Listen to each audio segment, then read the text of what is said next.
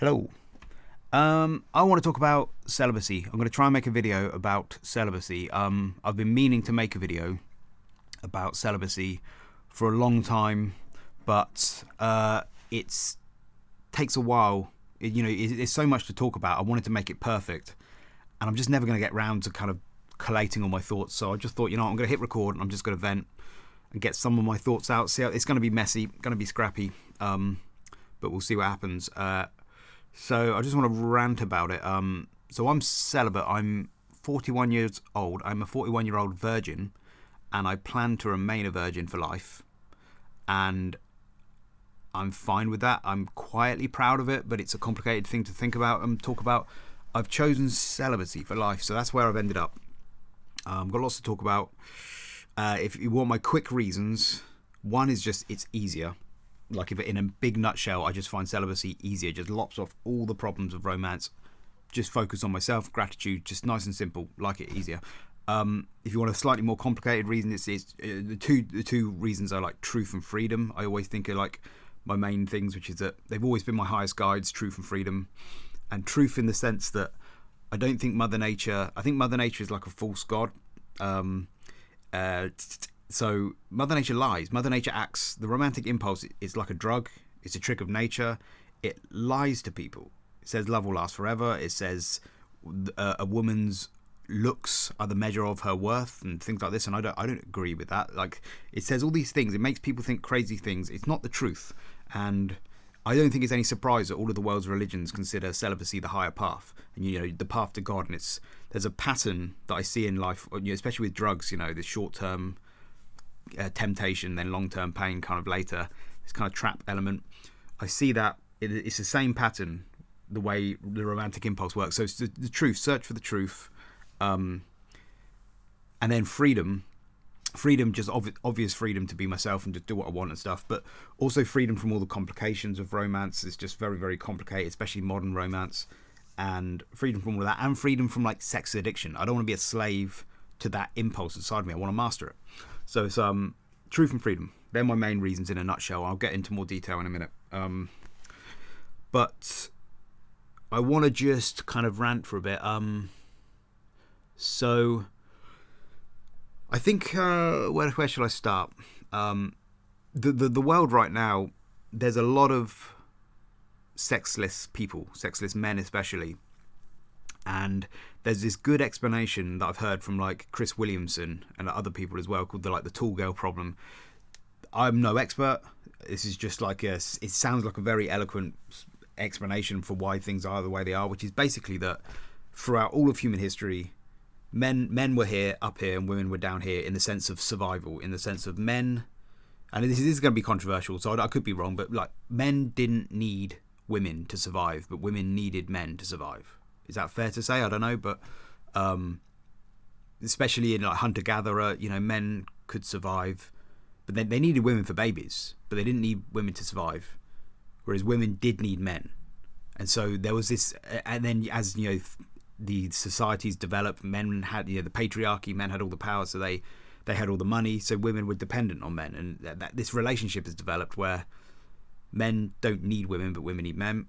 But then now in the last 50 years, women don't need men. Women have all the money they need now to survive. They don't need men for that. And they don't really need male protection physically to survive and stuff, because you've got the state and we live in fairly safe worlds now. So women no longer need men. That's the change. And for millions of years, that dynamic of men not needing women, men up here, women down here, it's just developed this kind of innate dominant, submissive relationship between men and women, I think. And so that's kind of, and so women, they still have that. You hear about women kind of like they look upwards. Hypergamy, is that what it's called? They look upwards because I'm not blaming them for it. It's just innate, right? So they look upwards, but because they're up here now on the same level with men, there's not many men up left to look up to. There's only a few men left, and men maybe still look downwards. I guess I don't feel like I suppose I do. I don't look up. I don't look up. So I guess I looked across or down, I suppose, maybe. I don't know. I don't really look. I'm celibate. I've been celibate my whole life. I don't really look. But I guess men are looking downwards. And so, anyway, you end up Chris Williamson explains it better and stuff, but you end up with women kind of like all of these women just going after the top 20% of men, and then there's this huge amount of men that are just kind of invisible to women now, and I don't know. So something like that, and I think that kind of that explanation seems to explain a lot, and so that's why blokes and women probably aren't having much sex anymore. And so I'm aware that there could be deeper undercurrents to why I've chosen what I've chosen. Like, I can go through all my reasons why I've chosen celibacy, but somebody could say, "Oh no, this is your real reason. It's because of this." You know, I don't know, because you couldn't get laid even if you tried anyway, and now you're just making these excuses, pretending like all this kind of stuff. No, I don't believe that's true. Like, if I existed, if I lived in any other time in history, would I still be celibate? And I'm not sure, because I'm open. I don't mind marriage. Marriage is fine if you want to go for it. And I might have gotten married. I might have just done it, but I've always been suspicious of romance since I was young, and I've always been on this kind of slightly religious path. I guess I've always been interested in the spiritual side of things, and that sense of truth, that sense of Mother Nature not being a bit of a false god. I've always been on this path, this pursuit of truth in that sense, and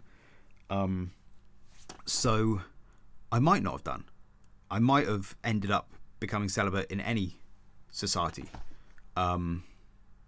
Don't know though, because love's a very, very powerful force, and if so who knows? Maybe I would have got pulled away. So it's all a big complicated kind of mess of like forces and reasons going on. Yeah. So is there anything else I wanted to say about that? One sec. Yeah, I guess there was a couple more things I wanted to say about that situation, that state of affairs, where women don't need men anymore. Which is, I think, what we're seeing in today's society is just lots of people just adapting to that, trying to figure out. So MGTOWs and men going their own way, and I don't know, pump and dump culture or whatever. All these different ways that people are dealing with it, and people like me, just MGTOW monk, just celibate, just checking out. Some blokes are kind of trying to be. There's all these different ways we're adapting. Some blokes are trying to become even better. Like they're seeing that women are here and men are here, and they're like, well, I'm just going to try and be even better then to be in this top 20% of men. That's a fine. You can try and do that if you want. As an overall solution, I don't think that's actually. I'm not sure that's the great idea, because I kind of just feel like if men just look at this new situation and say, right, we need to just be even better, and we need to reassert ourselves and be even better than women. We just have to work really hard so we can get back to that thing. I just maybe. But it's like what you're saying is that we need to reassert the patriarchy. It's like, well, I don't think that's what you want to do. And also, I kind of feel a little bit like, maybe this is defeatist, but I feel like even if men did that, all the feminists would just get upset again and pull men back down again and make all these laws to make sure they're back equal again. And I don't even know if that's the solution anyway. So it just feels like, I don't know. I think my nature is always like, I think people should be happy with who they are. You're enough. You work hard, but don't stress about it. Like, just do your best, and that's it. And if at the moment in society, most of men's best is it's not good enough, because you have to be like super good. You need to be in the top 20% to get a woman now, and it's like, so I prefer the solution of just acceptance. Just do your best, and if it's not good enough, accept that. I'll get on to some more reasons in a minute of why I'm celibate. And then, so that's that. What else did I want to say? Is that it? Yeah. So I mean, there is one solution, which is like, so if men and women in general want to get together in this new situation, because we've basically got this new situation. Men and women are equal now. They earn as much, don't need each other, but we've still got these innate desires, and so you could just ask women to start to try to lower their standards, and for men to start to kind of realize that women are more powerful now in a relationship. They don't need them so much. And if two grown-ups can kind of recognize that that's the reality, and they can kind of rise above it and still find a trade and still have a connection and all that kind of stuff, then maybe you can make it work. I don't know. You'd have to ask a relationship expert. But seems like if you want to carry on going down the romantic route, you kind of have to accept that. If you're a bloke, you either have to get to that top 20%, or find some girl who's less than you somehow, so you still got that kind of dynamic. Or you just have to accept that we're in a new society now, and women need to maybe lower their standards, and men need to realise that women have more power. And so there's, which sounds maybe easy, but then it's like, for me, that's when you hear things about how women initiate 70% of the divorces and things like this, and it makes me think, well, that's probably because they have more power. And I don't like that. That puts me in too vulnerable a position to kind of to go down that road. Now, some men, maybe it's worth the risk, but for me it's not. And I had another little theory, just gonna say before I get into the celibacy stuff, but I had a theory about like loyalty, just a theory I've cooked up recently, could be balls, but so I feel like maybe the divorce thing, women divorce more than men, right? Is it possible that, evolutionarily speaking, women haven't had to stretch their loyalty muscle as much as men because they've never had the choice to? This is going to be really controversial. I'm quite glad nobody watches my videos, because, you know, but like, is that a possibility? Because so evolutionarily speaking, they've always needed men, and in relationships I kind of get that picture of like they can't divorce a man because then they're in that submissive position, and whereas a man could divorce a woman at any time, but evolutionarily they've just, either natural selection, the men that do divorce, their kids die off or something, I don't know, or whether men have just over the years realised that that's the right thing to do, or culture's pressured them into doing it, they've stayed married. But whatever the reason, men have had the choice to divorce, and they've repeatedly, generation after generation, chosen to stay married, and so their loyalty muscle has been stretched, and so men just intuitively, so it's nothing like saying men are more loyal than women. It's no credit to men or women. I'm just saying it's a function of evolution that it's happened this way. But maybe maybe men are more loyal in that sense. They will just stick with it. And I can hear, I imagine a lot of women might disagree with that, but I wonder whether it's because most women are fighting over this top 20% of men, and because of that situation where you got this 20% of men, and this huge kind of like 80% of women chasing after them, these men are kind of have an incentive to not be loyal, and so women are kind of dealing with these men, and their experience of men is that men aren't loyal at all. So they're going to be like, oh, that's balls, men aren't loyal at all, but they're just looking at that top 20% of men because of that situation. Whereas the actual overall statistics is that women divorce men more often, and I believe I don't think it's because women divorce men more often because men are scum, because apparently I've seen evidence, you'd have to double check this, but in homosexual couples, lesbian couples divorce at a rate of like 7-3. With gay men couples, it's still lesbian couples, women and women, they divorce at that higher rate as well, around about 70% too, compared with 30% of the men on men. So I don't know, could be something there, just a theory. Anyway, celibacy, let's get to the gist of it. So I mean, I wanted to just go back through my history. So when I was young, normal kid, secondary school, you know, I've got all the normal juices, all the normal impulses. I'm like, I like ladies, they're very nice. But I guess when I was younger, I remember having a decision where I just decided that I'm just going to do me, and I'm going to focus on myself, and then if it happens that a lady likes me, it'll be great, and we'll go from there. But if not, I'm just going to focus on myself first. I remember having thoughts like that, and I was kind of Christian when I was younger, kind of brought up Christian, especially in my late teens, early 20s. I was very Christian then. So I've never really believed in sex outside of marriage either. I mean, this is one way you could say, answer to the question, why am I celibate? I don't believe in sex outside of marriage, and then I've come to the conclusion now that I don't want to get married either. So it's like, that's one answer. So that's why I'm celibate. but that's not really the best. I don't like going at answering the question of that route, because that doesn't really answer it. But yeah, so sex outside of marriage, I was always kind of against that a little bit.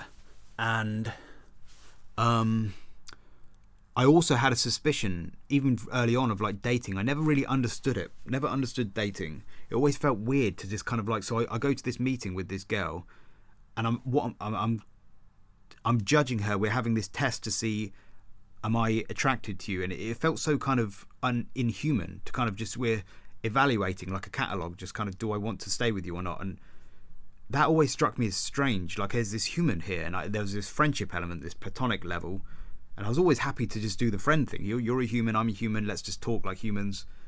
But no, I have to actually judge you by your physical appearance, whether I want to shag you and all this kind of stuff, and whether I think we got good chemistry, whatever that means. And it was like, it seemed like a really wrong way to judge. I don't know. It was a long time ago, because that was when I was younger. But I remember having some kind of suspicion about romance even back then. I didn't trust it. And then on top of that, I've always been a loner. Well, especially since secondary school, I've always been a loner. I like my own space. So I spent a lot of my time just being on my own. And I was just doing my own thing. Happy to meet friends. Happy to meet female friends along the way. I was always curious, and then if I hit it off with a woman, I'd be like, well, we'll see where it goes. But yeah, so that was like my path for a long time. And so I was a Christian, so I was, also when I say celibacy, from teenage I was practicing like nofap. Like that was what I was trying to do. I don't have a 100% record, but ever since teenage I've been kind of trying to go down that path as well. So since I was young, I was already on this path of like celibacy, leaning that way anyway. And then I guess, in my 30s, I met a girl, and I really liked her, and I still know her at the moment. I really liked her, and there was a window where she was single, and I was single, obviously, and the question of like, because this dream at the back of my head of like, maybe one day I might meet my soulmate and things might go. That had kind of been fueling me at the back of my mind, just carrying it around in my head. And suddenly, this one day, I met this girl and she was single. It's like, oh shit, something could happen between us here. Is this, So I had to kind of ask myself the question. And so that was the first time. This is like mid-30s. It was the first time I'd ever really asked myself the question of, what does marriage actually mean? And I started going through all the logic in the list, and this is where I've got all my thoughts about celibacy now, because I just went through the whole thing. My brain just exhaustively looked at all the things, and I concluded that I wanted to be celibate. I concluded that I didn't want to get married, and I've concluded all the things I'm going to talk about today. And it's like, yeah, and that was the conclusion. And that's really hard, because I really love this girl, and I'm very aware of how strong the impulse is, but I do think it's a trick of nature. So let's go back to truth and freedom then. So, hang on one sec. Let me just stop that for a sec.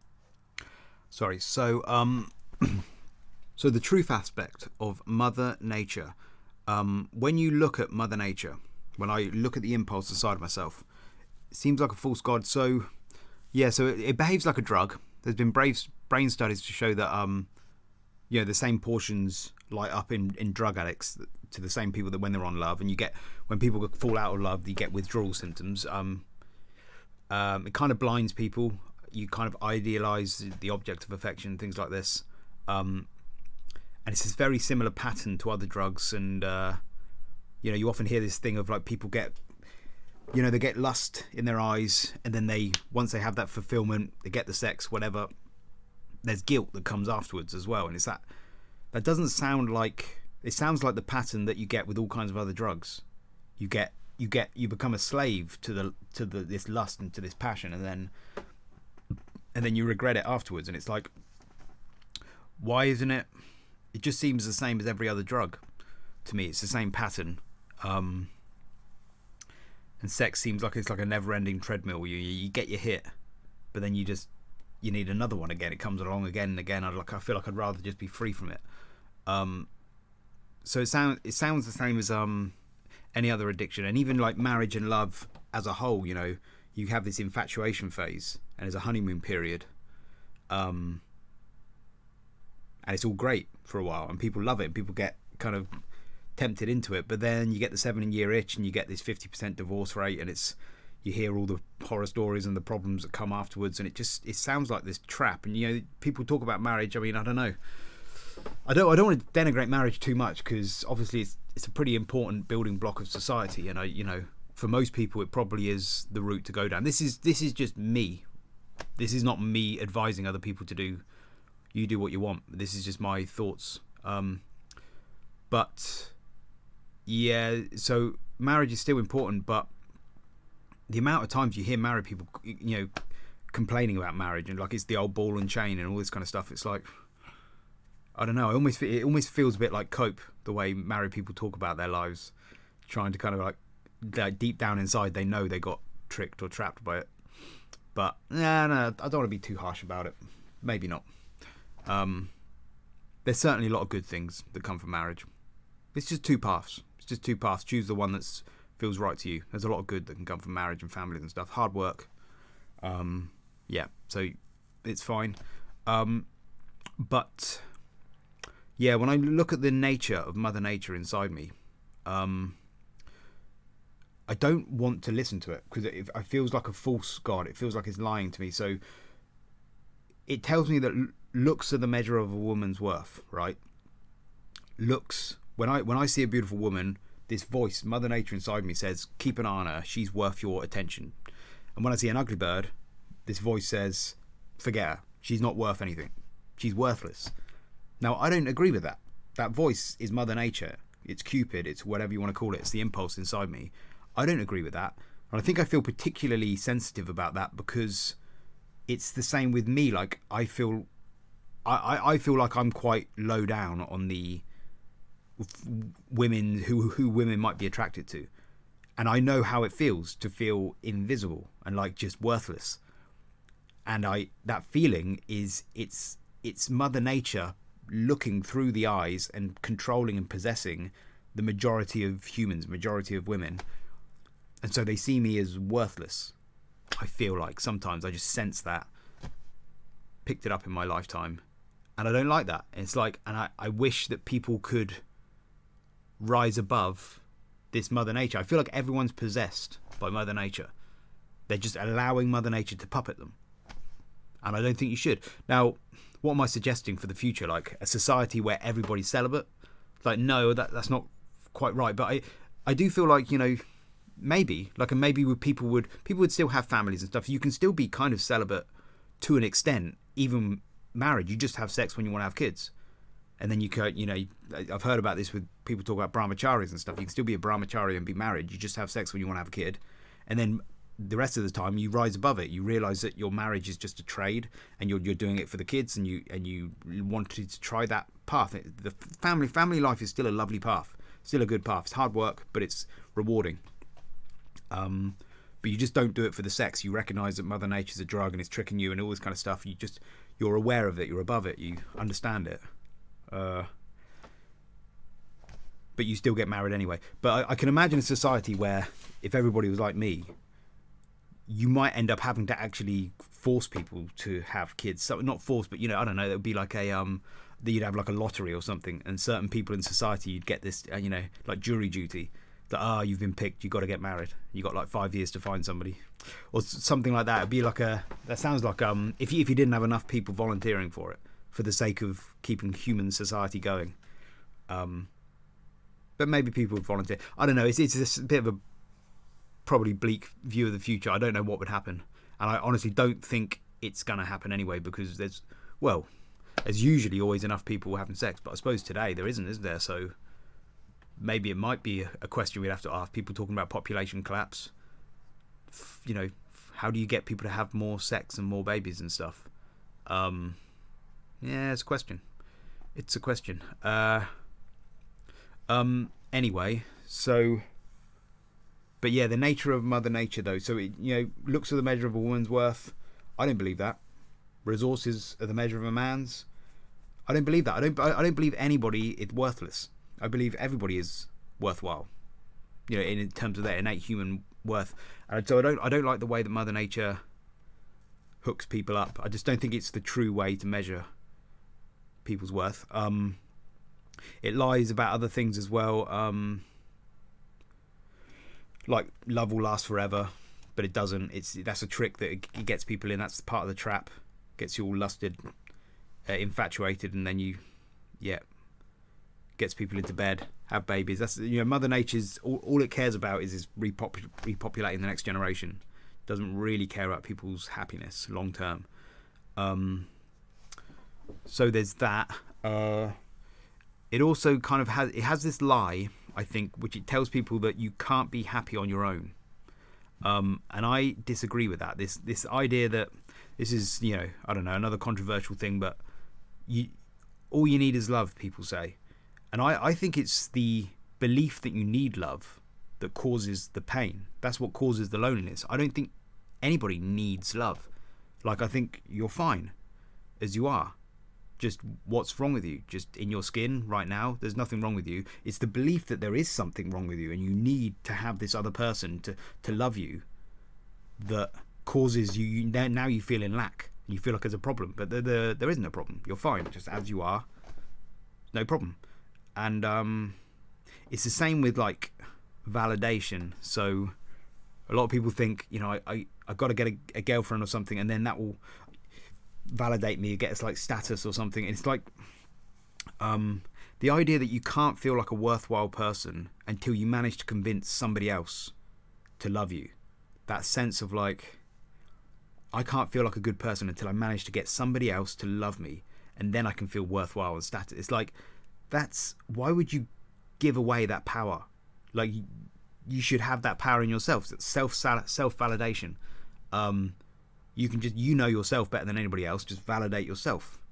Why would you hand that power over? It's kind of a kind of slavery to the rest of humanity. You have to kind of find somebody to love you before you can feel good about yourself. It's like, I'd rather keep that power to myself.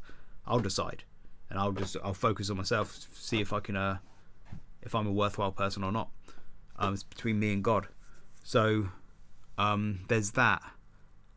I mean, I wanted to try and keep on track, but like this whole idea of being a man as well. I feel like people's idea of what it is to be a man and be a woman, people's idea of what it is to be a man is what women want in men, and a woman's idea of what it is to be a woman is what men want. It's like, why do you, you know? So women say, you know, what's a true man? What does it mean to be a man? And people, they'll start describing all this criteria, and what they're describing is a woman's wish list.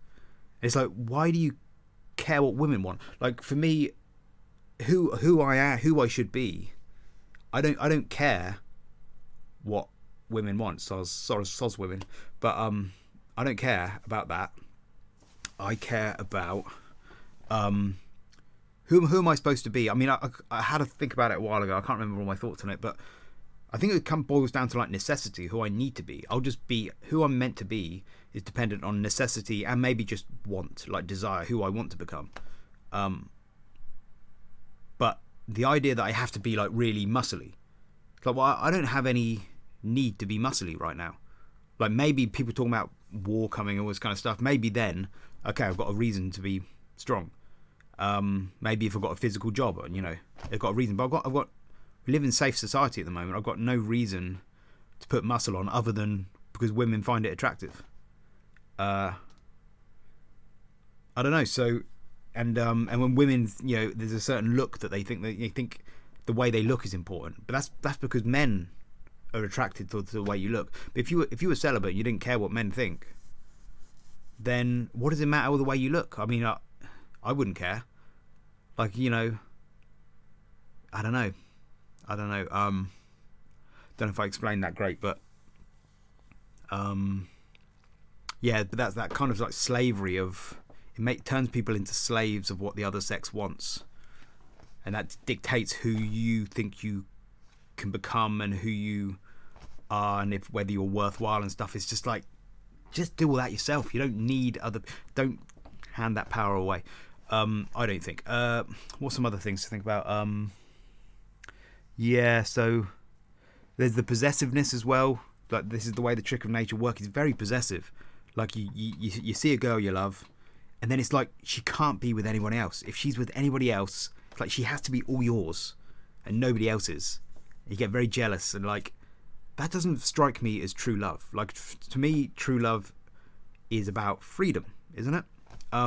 If you love somebody, you should want them to just be totally free. The idea of like, I love you so much that I need to make you mine, and you can't go with anybody else. I mean, you hear this in marriages and lots of relationships. There's lots of like jealousy, and you're not even allowed to have friends of the opposite sex because it's all very it's just that whole I don't know.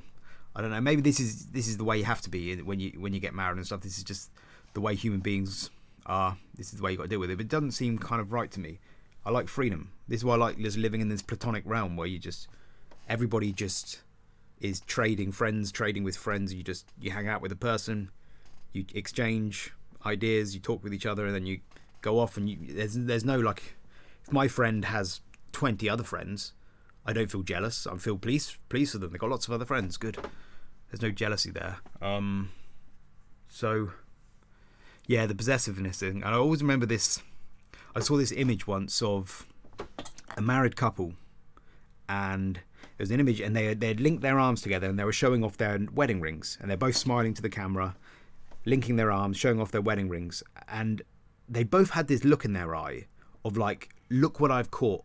The man was like, look at this catch. I've caught such a beautiful woman. And she was saying, look at the man that I've caught. Look at my catch that I've caught. And I just had this image in my mind of like, as soon as that picture's taken, the man's like, right, off we go, and he goes left, and the woman's like, right, off we go, and she goes left, she goes right, and their arms are like, hang on a moment, we're linked here.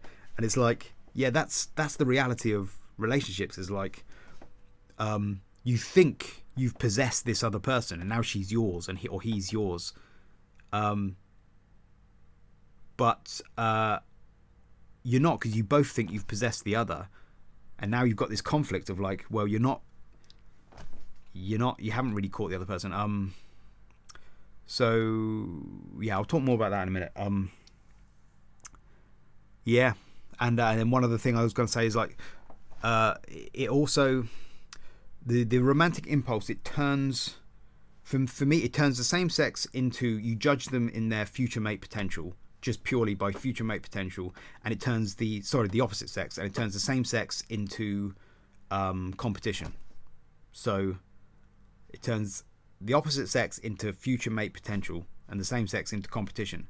Whereas when you're celibate, it just turns everybody into potential friends. Just everybody's potential humans and potential friends. It's all a level playing field. And I think that kind of affects people's minds, Men become competitive with each other, and women become competitive with each other because that innate kind of competing over the opposite sex. And then yeah, I don't like that disregarding of ugly men and women. Just, they're not worth it, so they just get disregarded. I don't like that. And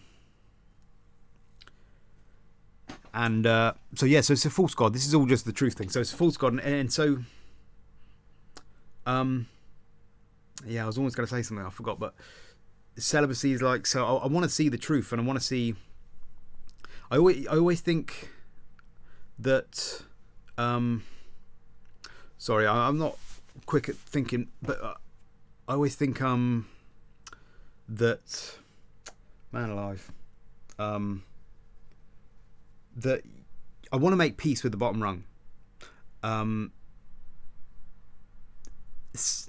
Relationships and marriage is great for people that get it, right?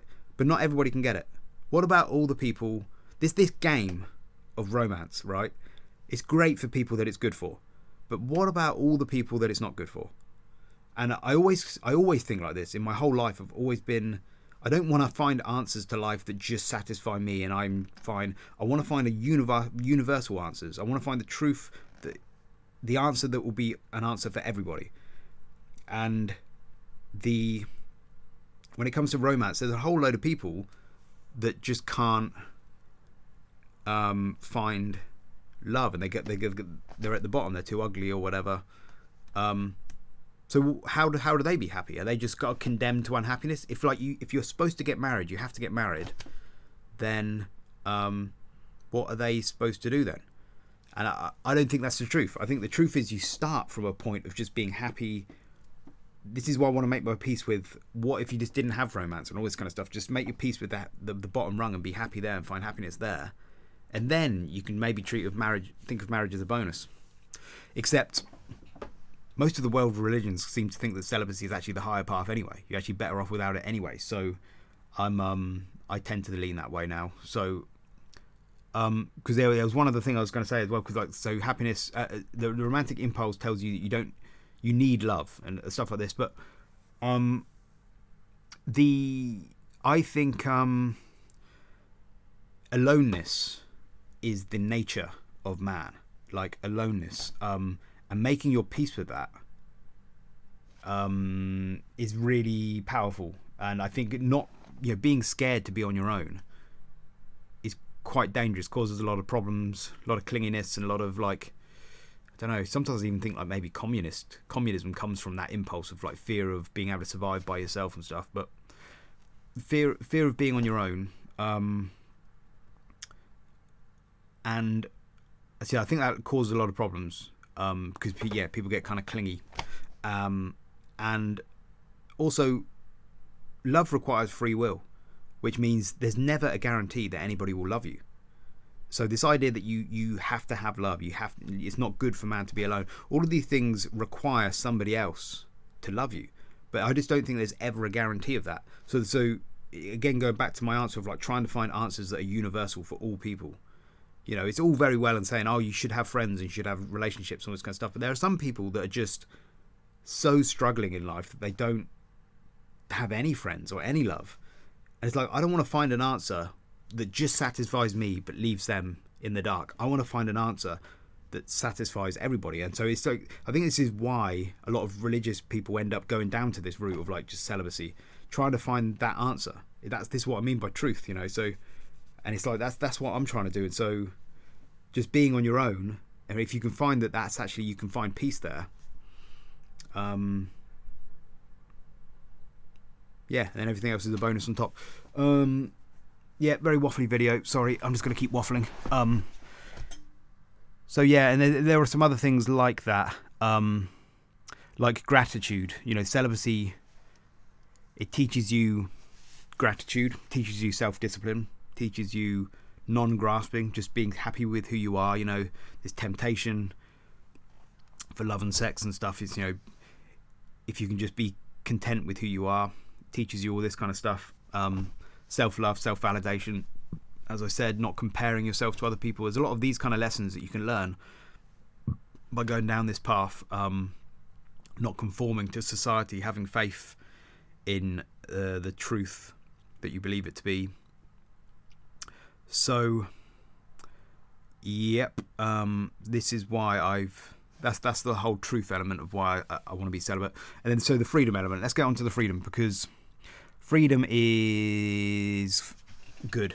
So there's freedom in a general sense of just wanting to do what I want to do. I don't want to have to do what somebody else tells me to do. But all sounds a bit selfish. But it's more.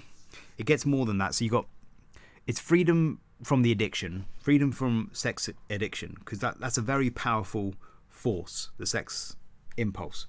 To be free from it, so that it doesn't control me, so that a woman couldn't manipulate me with her looks and her whatever, and adverts can't manipulate me and things like this. To be free from that, free from this whole mother nature, it's all of the lies that it tells you, to be free from that, so I can see the truth about reality. Freedom from the addiction, freedom, just no fap and stuff, the amount of time it saves you, and freedom from guilt, or freedom from the possibility that I might embarrass myself sexually, although this video I'm probably embarrassing myself here, but freedom from all of that, and mastery, self-mastery. So that's the first freedom. Then the second freedom, though, is freedom from all the complications. So the rules of romance, again, Mother Nature, she's a false god, and the rules of romance are really weird. And you get things like don't be too nice to women. Women don't like nice guys, apparently. don't be too nice to women, or it makes them like you less, and it kind of makes them want to cheat on you. They lose respect for you if you're too nice, or if you compliment them too much. But it's the kind of game, you have to compliment them a little bit but not too much. And there's this whole kind of push and pull kind of dance you have to do. And sometimes if you like a woman and you say, I like you, do you like me, and she says no, actually she means, I want to see how hard you're going to push to test you, because like women have to test. And this is all just evolutionary reasons. I'm not blaming women for this. This is the evolutionary game. All of that is really confusing to me. It's really confusing to me, and I just don't like any of it. I can't be bothered. Even that is like, that's a lot of effort to have to figure out how to do all this stuff. And you know, and a lot of people will say, oh, that's the game and you have to do it and you have to play it and stuff, but then it's like, well, what's the prize? And the prize is this thing that I was suspicious of to begin with in the first place. Obviously there's the sex. It's like, ooh, that's nice, but that's just a drug. But I'm looking at it and thinking, that's a drug, and it's slavery to this Mother Nature impulse. And so it's like, well, why would I put myself through all this effort trying to learn this game for a prize that I don't even want anyway, that I think is a trick? And all the religious, spiritual gurus in the world have all kind of concluded the same thing too. So that's the part where I think, well, would I have just found celibacy in any other time in history too? Maybe, because it's so it's really complicated. All the rules of romance is very, very tricky to figure out. Women are a bit of a mystery, and what they want, I don't have a clue. And the whole play, the whole game, and testing and stuff, and then when you get into the relationship, you know, relationships are really hard. It's just, I mean, this is an awful lot of mental effort as well. Like, obviously I'm revealing that I've put a lot of mental effort into kind of finding these answers, but you know, most of the time I don't think about it. Most of the time I just get on with what I want to get on with in my life. But if I had a relationship, you know, or if I wanted to kind of pursue women, this is an awful lot of mental effort that I'd be using. When you got a girlfriend, you know, or partner, or whatever, takes a lot of energy. There's a 50% divorce rate, I've heard, at the moment. And that's just the ones that divorced. The ones that didn't divorce, the other 50%, you'd imagine there's a lot that come close, maybe had to go to therapy and all this kind of stuff. And there's probably a big percentage that are just deciding to stay put in a marriage that they don't even want to be in, and it's just miserable or something. So what percentage of marriages are actually really happy? Not sure. And relationships are really hard. I hear stories sometimes in relationships, and you hear this weird stuff about, there's all this kind of power play, and the women start withholding sex and stuff, and then it's all this kind of power thing, or they start kind of embarrassing, like the idea of like, what did I hear the other day? So women, sometimes the man has to, there's honor involved, and a woman needs to, if she gets into trouble, the man needs to protect her and stuff like this, and it's all this kind of, she does something wrong and he has to kind of protect her now, and there's that pressure from that. And sometimes, you know, maybe a woman will test a man, and she'll start flirting with another man to see if he's going to stand up and protect her for love and all this kind of stuff. And it's like, all of these kind of games I hear about sometimes just sound exhausting to me. Like, I hear one of these stories and I'm just out immediately. Like, the slightest story of like a game being played, I just don't need it. I'm like, nah, don't worry about it, I'm fine. Especially again when I think of celibacy as being this actual, I'm getting a lot of good out of it, like the whole self-discipline side of it. So really, relationships sound very difficult. And I also remember, like, you know, when you went to sports day and there was like a 3-legged race where two people would like tie their middle legs together and then they'd have to run. Sometimes relationships seem like that to me. Like, I'm just running, I'm just me, and I'm just going to fly. And relationships are like the people that have decided to tie their middle legs together, and they're running like that, and it's just like tripping all over the place. And it just seems so illogical to me. Like, why doesn't everybody just be independent? You'd all run a lot faster. And now I guess some people would say, no, it's the sum, the whole is greater than the sum of the parts, and that's what really happens. Maybe for some people it does. I've never really experienced that in my life. I've always felt like when you're around other people, there's a compromise and a watering down, a dilution of the truth that occurs. Everybody has to kind of give up what they really think for the whole. And I always find, I just watched something about George Carlin said that actually. But anyway, so yeah, that's what I find. So yeah, relationships are hard. And I think there's something just in the nature of relationships that is just like the opposite. It contradicts autonomy. Like, two bodies together just there's necessarily going to be conflict there. You can't, unless you're absolutely aligned. There's always going to be conflict there, and it takes a lot of energy, and you kind of become entwined with each other. See, this was another reason that scared me, is like sometimes when you get really close to another person, your thoughts start to align with the other person's, and I don't like that. I want to be free to think for myself. Getting too close to people or even groups. I had this when I used to go to church, and you find that your thoughts start to kind of, because you can't, when you have really radical thoughts, you just can't say them because it's, I don't know. So I like to be free from that. I don't want my thoughts to kind of like, become too enmeshed in the other person.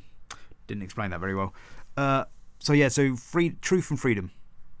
Relationships are really hard nowadays, and modern relationships even harder because women don't need men anymore. There's not even that. I don't know what I think about that. I think I've always wanted, if I was going to have a relationship, I feel like I just want an equal relationship. I feel like, obviously it'd be nice to have like a submissive wife who just does what she's told, but then that's not really, I don't think that's really what I want. I don't know. Don't know, but anyway, so it's very complicated there with the modern romance, and then you obviously add on to that all the courts and the laws and the Me Too movement, and how you can't even look at a woman now because somebody will accuse you of I don't know, whatever, sexism, rape, whatever. So again, freedom from all of that. Just lop it off. Don't need it. Just a lot easier without all of that stuff. What else do I want to talk about? So yeah, that's about it.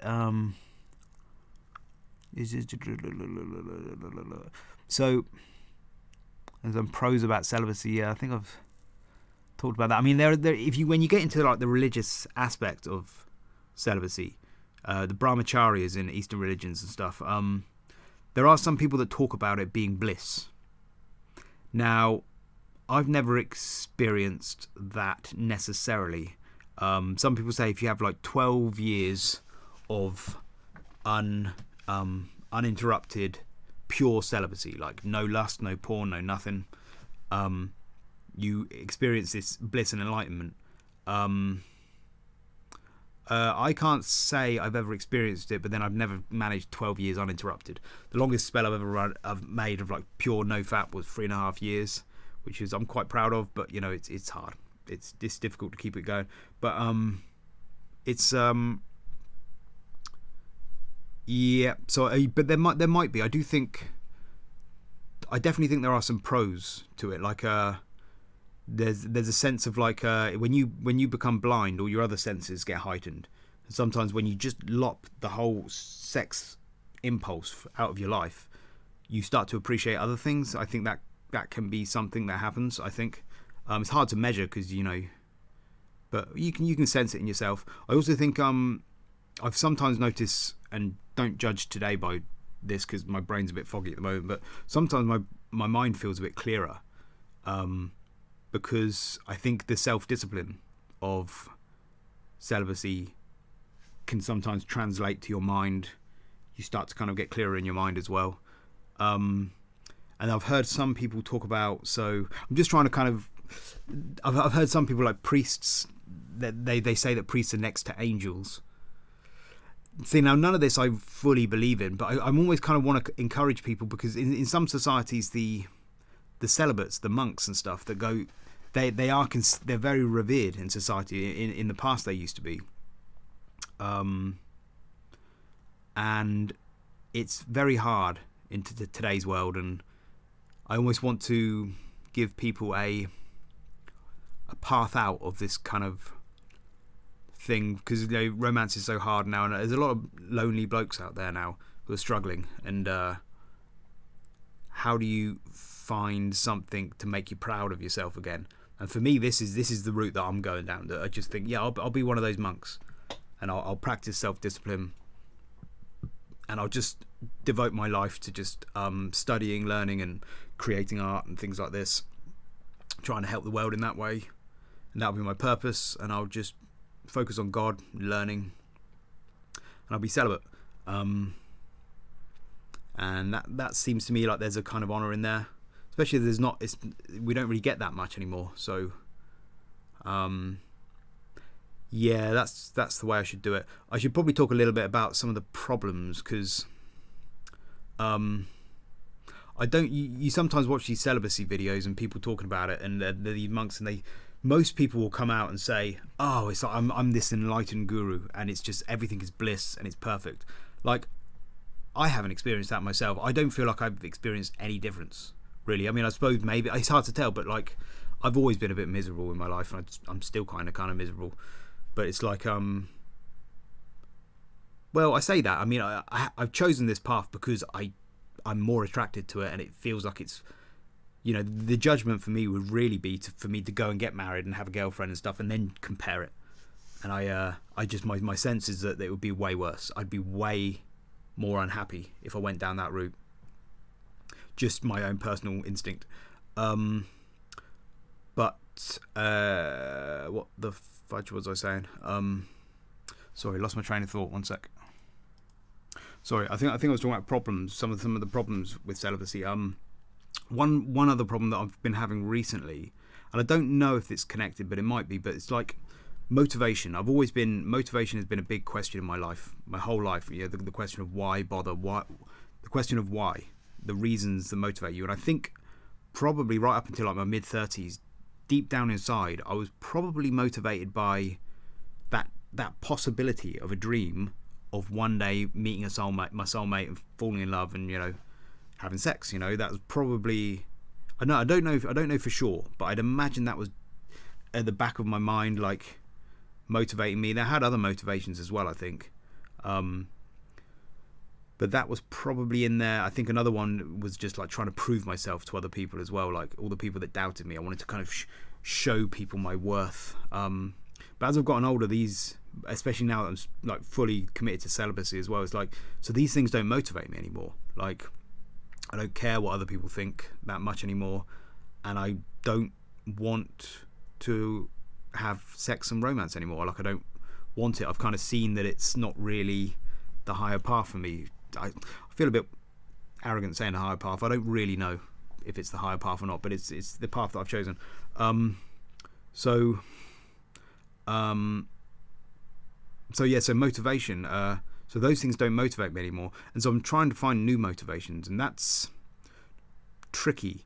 But especially at this time in history, this time in society where there's a lot of problems in the world, and so it's quite demotivating, discouraging to be a human right now in the Western world, because it's like the talk of war coming on, and the people in charge just don't seem to be. It's just so insane. It's like it's there's not much. It's hard to get hope for the future at the moment, I think. So I think these things are. It's hard to know whether I'm struggling with motivation at the moment because of celibacy or because of the state of the world. I think it's the state of the world, because I think I've still got good reasons. Like if I felt more like, as a straight white man, that my efforts were actually going to be, there was a prize at the end of it, that people might actually, especially as being a celibate straight white man, if I lived in a society where celibacy was still, in some societies they're the esteemed monks, and all this kind of stuff. It's like, I might actually think, oh wow, yeah, my efforts will be rewarded. I don't really feel like my efforts will be rewarded much in modern society at the moment. I feel like anything I do is just going to be hated at the moment, whatever I do.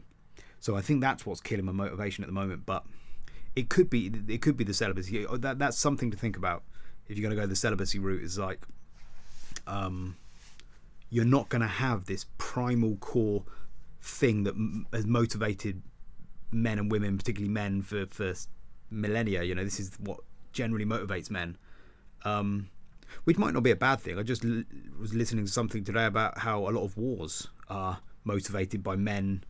Apparently, a lot of wars are motivated by men trying to kind of show their honor to women so they can get women and babies or something. Or maybe it's to get their enemies. Like in Islam, they say, you know, jihad, you have a war and then you can get the spoils. The spoils of war are the women that you can have. You can capture sex slaves and stuff like that. I don't know. So it might not be a terrible thing to kind of lose that as your motivation anyway, and try and find a true motivation of like compassion for all human beings, like a more universal love, rather than just for one woman to have sex with. Your love is like universal. Like I used to listen, you know, all the music I used to listen to, I didn't think, oh, I wish I could write music like that because then the ladies would love me. That was in there, but that wasn't the true reason. The reason why I love like the Beatles and Radiohead and stuff is because their music had that universal love. They were up there on stage playing this beautiful music, and I could feel it, and I knew that the whole world could feel it. And it's that universal love, and it's like, that's what I want to do. It's a universal love. So there are other motivations. So that doesn't necessarily have to be a problem.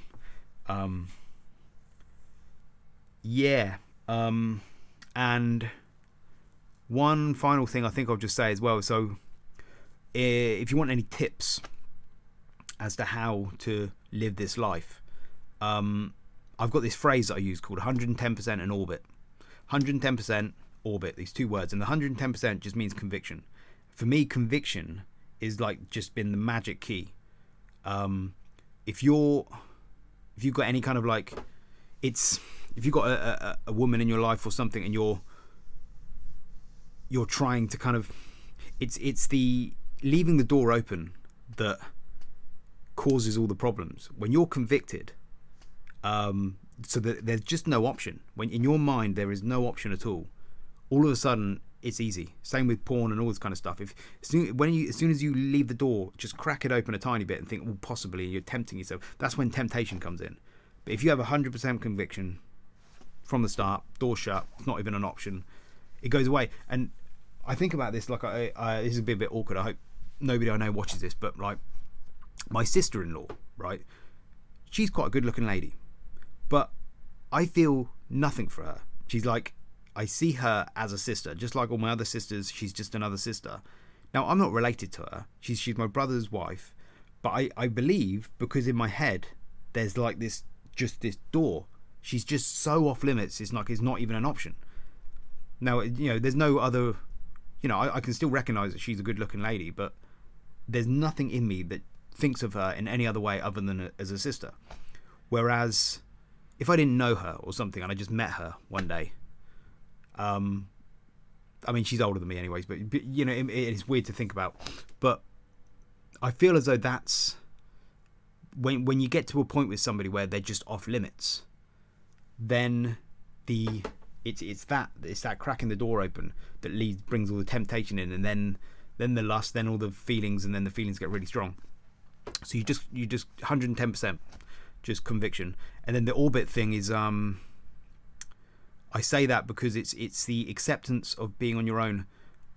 There's an expression in Eastern religions of like the thread that runs through the beads, which it might sound a bit selfish, but like in life we are the thread and the beads are all other experiences and people, and we are the thread that runs through the beads.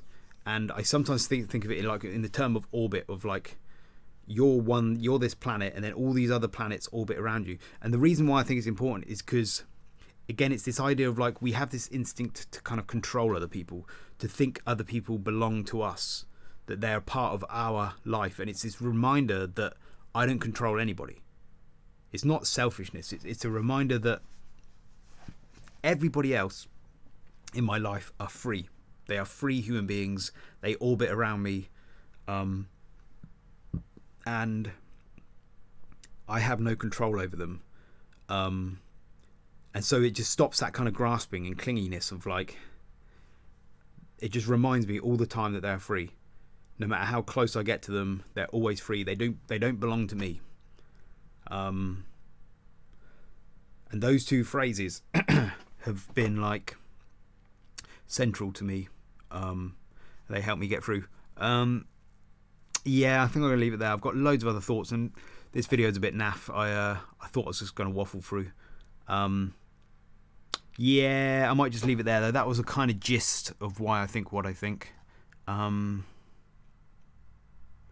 probably missed loads out, and if I'd done this video on any other day, it would be a different video, probably with a different angle. But yeah, I'm going to shut up now. Okay, see you later. Bye bye.